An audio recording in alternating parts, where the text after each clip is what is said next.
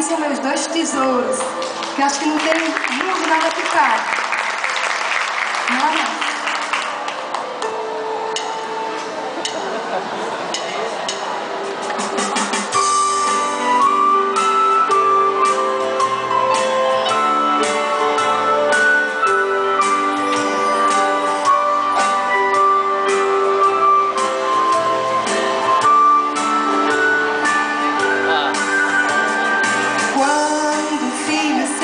Dor, a dor parece ser da gente. Quando o filho sente frio, o frio parece ser da gente. Quando o filho está triste, a tristeza parece ser da gente.